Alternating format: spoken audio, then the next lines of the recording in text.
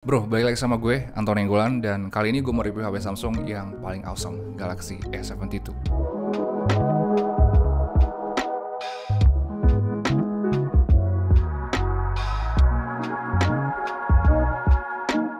Pas denger HP ini masuk ke Indonesia, gue langsung penasaran dengan S72 karena dibandingkan dengan Galaxy yang lain, ini kastanya paling tinggi guys, dan di atas kertas ada banyak hal juga yang buat gue penasaran. HP ini gue beli pas pre-order pertamanya tanggal 22 Maret, tapi nyampainya agak lama sih, makanya baru sempat di review sekarang.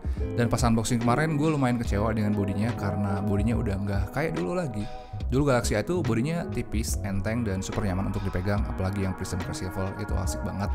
Tapi sekarang S72 ini bodinya nggak gitu lagi soalnya banyak yang diganti, dan selama pakai HP ini gue langsung kangen dengan bodi yang lama, soalnya yang ini terasa biasa aja. Jadi semenjak bodi pinggiran dan back covernya makin datar, terus juga bobotnya makin berat, bodi HP ini tuh jadi terasa mirip dengan HP mid-range yang lain. Kalau ditanya nyaman atau enggak, ya ini nyaman-nyaman aja sih, tapi yang dulu lebih nyaman kalau gue bilang, tapi itu balik lagi ke selera masing-masing. By the way, kalau ngomongin masalah selera, ada beberapa hal di S72 yang klik dengan selera gue, salah satunya tentu aja warnanya.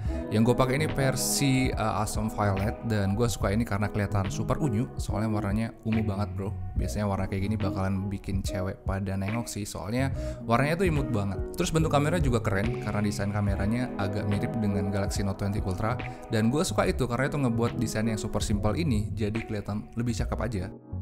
Tapi ya ini balik lagi ke masalah selera sih. Kalau gue sendiri suka dengan warna dan desainnya karena simple, gak ribet, cakep, dan imut banget.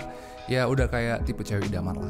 Oh ya, S72 ini juga udah water resistance. Dia punya sertifikasi tahan air IP67 yang buat HP ini tetap aman pas kena air hujan atau terendam dalam air. Tapi jangan direndam lama-lama ya bro, soalnya IP67 ini punya batasannya juga. Untuk lebih jelasnya, kalian bisa cek situsnya Samsung karena di situ dijelasin kira-kira HP ini kuatnya sampai mana.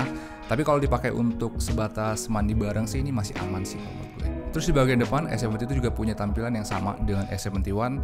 Mereka masih pakai Infinity O Display, Super AMOLED, ukuran juga masih 6,7 inch dan resolusinya masih Full HD. Jadi sama lah kayak S71, sama-sama enak dipakai nonton karena layarnya besar dan warnanya juga cantik. Tapi ada satu hal yang beda di layarnya. Sekarang layarnya itu punya refresh rate yang lebih tinggi karena sekarang layarnya udah punya refresh rate 90Hz.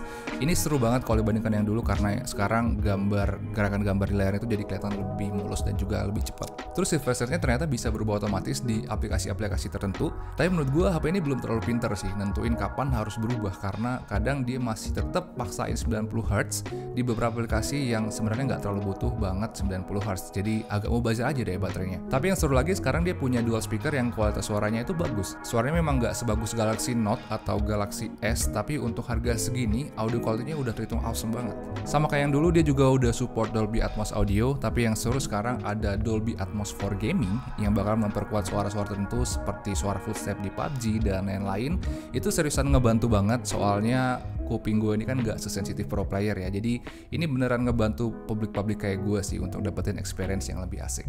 Ngomong-ngomong tentang PUBG, kemarin gue cobain main PUBG dan permain ternyata cukup seru. Saya dipakai main, frame rate-nya ternyata stabil di kisaran 45 fps karena settingan maksimalnya bisa sampai smooth ultra. Gue pribadi lebih sering main Mobile Legends. Pas gue coba untuk nge-push rank di sini, ternyata gue masih ngerasa nyaman, soalnya frame rate gamenya itu tinggi dan stabil juga di kisaran 60 fps. Bahkan pas dipakai war juga nggak nge-frame. Jadi untuk standar performa gamenya udah termasuk kategori nyaman sih buat gue.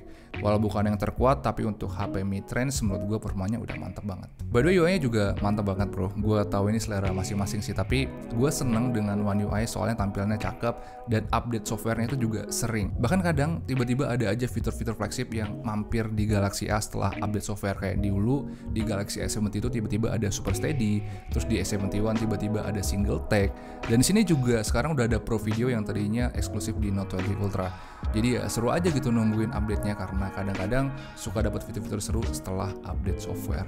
Kemarin gue dengar di GSM Arena juga katanya Galaxy A ini bakalan dapat software update sampai 3 tahun dan security update sampai 4 tahun.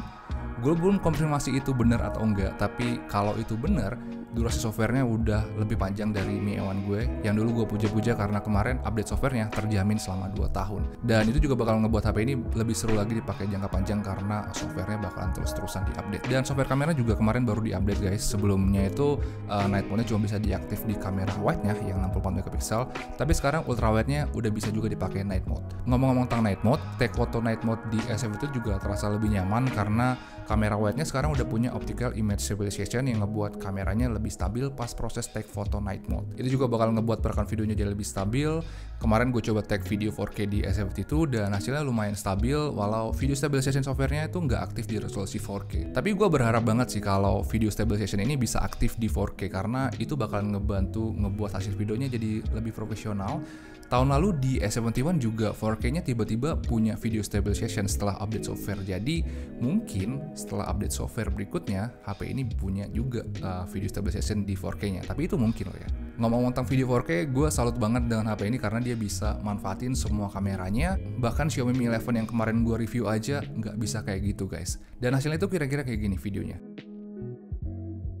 Oh iya guys, ini contoh video dari Galaxy S72 dan ini resolusinya 4K 30 fps dan kita juga udah ada optical image stabilization, jadi harusnya kalau handheld kayak gini kestabilan videonya udah oke. Terus yang seru juga kita bisa pindah-pindah di resolusi 4K 30 fps, kita bisa pindah-pindah antar lensanya.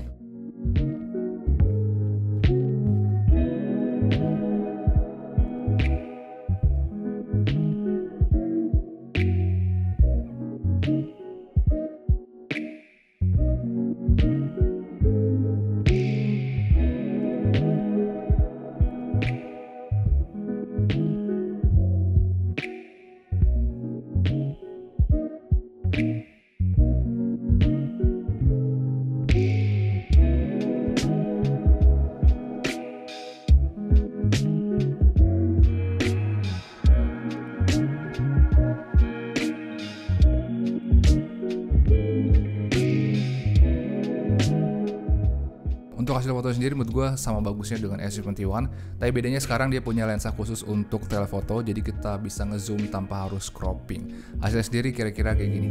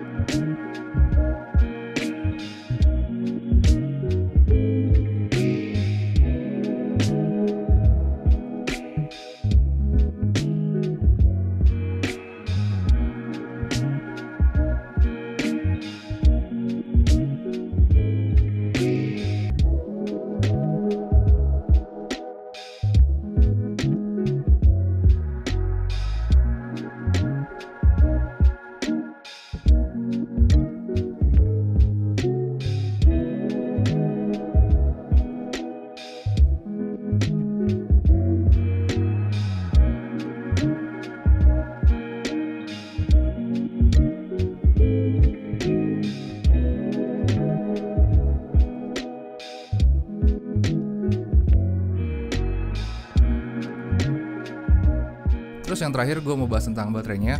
Kemarin gue pantengin baterainya selama seharian dan ternyata dia bisa banget kok bertahan selama seharian pakai.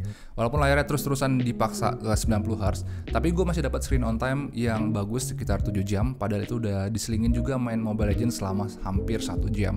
Itu dihitung bagus banget karena seperti yang gue bilang tadi, dia terus maksain FPS-nya di 90 fps. Jadi menurut gue 7 jam itu udah terhitung awet banget sih. Sedangkan untuk chargerannya menurut gue charging speednya biasa aja ya. Dia masih butuh waktu sekitar 80 menit untuk ngecas dari 4% ke 100%. Itu udah terhitung cepat sebenarnya, tapi karena dari dulu segitu-segitu aja, makanya gue ngerasa itu ya biasa-biasa aja.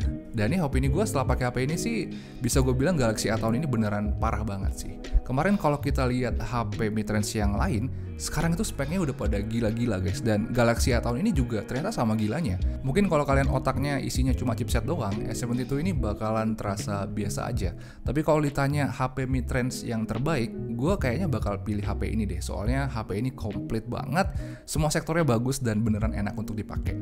Dan untuk harganya sendiri, kemarin gue beli HP ini di kisaran 5 jutaan dan linknya ada di kolom deskripsi kalau kalian mau cek. Tapi saran gue, kalau mau beli HP ini mending tungguin Samsung pas promo aja. Soalnya kemarin gue beli S72, ternyata gue dapat satu Galaxy Buds Plus dan itu langsung gue jual di toko Shopee gue dan gue dapat hampir sekitar 1 juta dari situ. Jadi ya bisa gue bilang S72 ini recommended banget lah untuk dicoba, soalnya HP-nya beneran mantap, harganya oke dan mereknya Samsung lagi. Tapi kalau kalian budgetnya nggak sampai segitu, Besok gue bakalan review HP Samsung yang harganya lebih asik, jadi jangan lupa hidupin lonceng biar nggak ketinggalan review dari gue. Ya gue yakin kalian udah tahu sih HP-nya apa, tapi ya hidupin aja guys, hitung-hitung bantu gue dan biar kita bisa ketemu lagi di video-video selanjutnya. Ciao.